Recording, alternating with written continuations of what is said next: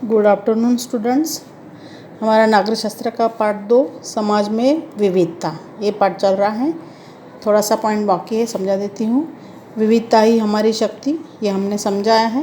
पंथ निरपेक्षता का सिद्धांत, हमारे व्यक्तित्व निर्माण में समाज का योगदान और समाज का नियमन, ये पॉइंट अभी पढ़ाने के हैं। समाज का नियमन, बस हमने देखा है कि भारत में सभी धर्म, पंथ, सभी जाति के, सभी भाषा के लोग एक साथ रहते हैं और अपने रीति रिवाज, परंपराएं आदि और अपनी संस्कृति, भाषाएं, सभी जो विविधता है उसमें हम क्या करते हैं, सहजता से एक दूसरे के साथ अपनाते हैं और उनके साथ भी हम बात करते हैं। जैसे भाषा के नाम बताए थे मैंने, 14 भाषा के नाम लिखने के लिए बोला था आपको।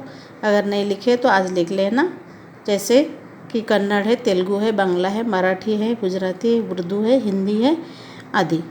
ऐसे 14 भाषा के नाम आपको लिखना है, मैंने होमवर्क में बताया था। अभी विविधता ही हमारी शक्ति है, क्योंकि हम एक साथ मिलजुल कर रहते हैं और हमारा ऐसा ही अस्तित्व बढ़ते जाता है और सामंजस्य भी बढ़ता है। और उसके ये जो पुराने या नए कोई भी प्रथाएं हैं, परंपराएं हैं, हम ग्रहण करते हैं और एक दूसरे का रिस्पेक्ट करते हैं। समाज में एकता बढ़ती है इसके कारण। पंथ निरपेक्षता में क्या बताया है कि विविध धर्म के लोग एक साथ रहते हैं और पूजा अर्चना करने का सबको क्या करते हैं, सबको अधिकार है और ये हमको संविधान ने ही प्रावधान दिया है। और संसार में भारत ही ऐसा देश है कि यहाँ पे पंथ निरपेक्ष राष्ट्र है। यहाँ पे सभी धर्म, जाति, पंथ के, धर्म के लोग हैं। और ये सिद्धांत के अनुसार ये पॉइंट बताए थे कि हमारे देश में शासन द्वारा किसी भी धर्म को मान्यता नहीं दी जाती है, क्योंकि एक धर्म को नहीं देते, सभी धर्मों को समान मानते हैं।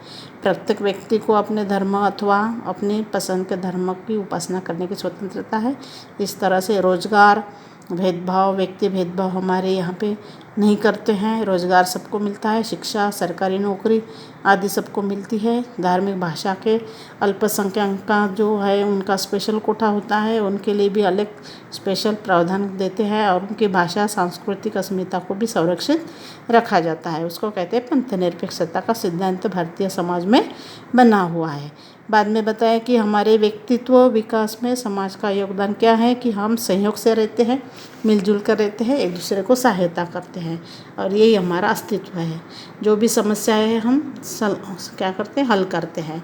कोई भी प्रश्न हो, कोई भी समस्या हो तो हम एक दूसरे के कहलाकर या समझौता से बात करके हम यही जो समस्या है उसका हल करते हैं।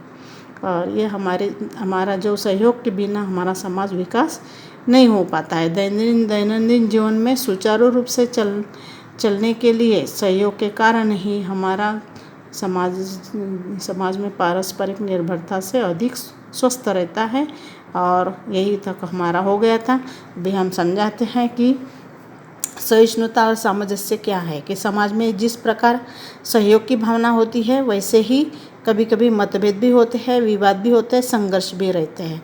लेकिन हर व्यक्ति के बीच मत, विचार, दृष्टिकोण आदि प्रकार से संघर्ष होता है, विवाद होता है और इसलिए हमने उसका पूर्वाग्रह नहीं करना चाहिए। अथवा भ्रम से संघर्ष निर्माण होता है, भ्रम को निकाल देना चाहिए।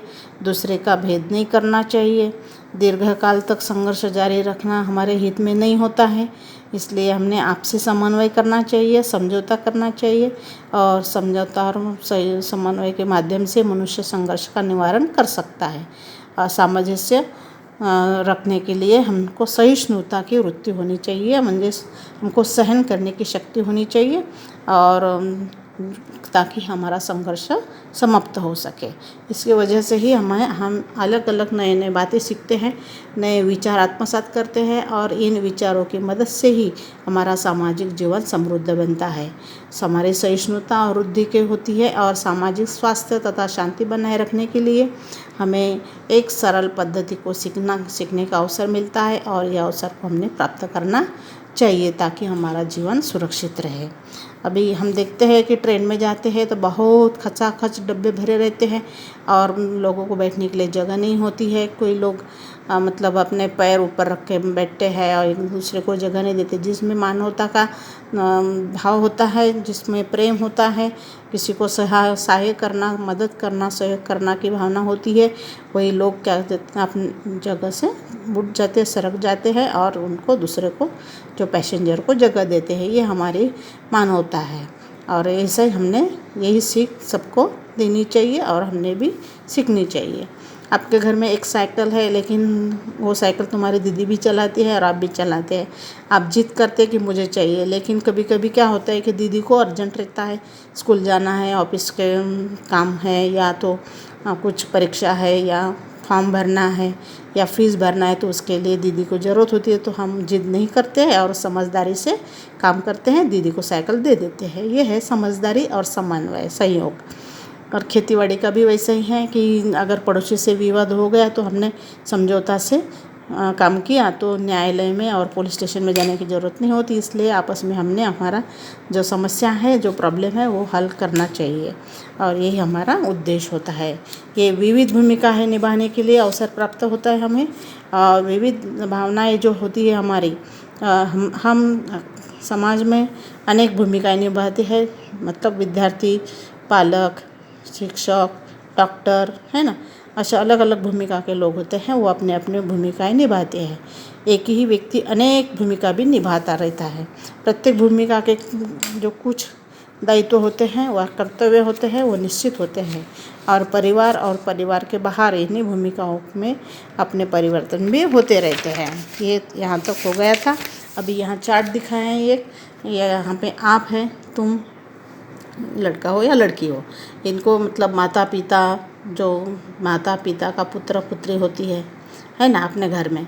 बाद में देखते हैं कि दादाजी होते हैं, दादी जी होते हैं, उनका पौत्र पौत्री होते हैं।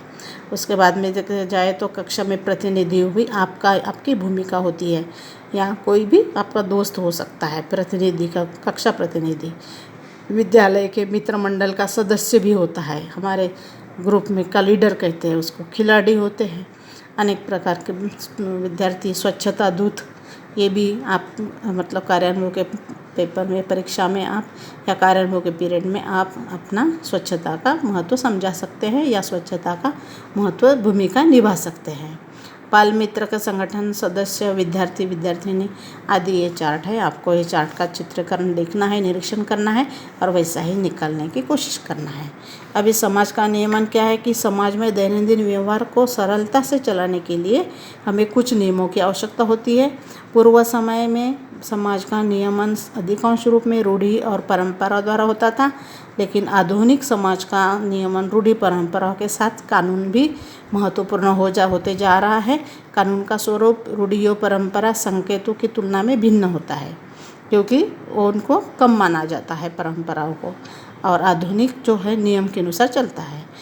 अभी हम हमारे पुलिस नियम के अनुसार चलते हैं, न्यायालय नियम के अनुसार चलते हैं, स्कूल नियम के अनुसार चलते हैं।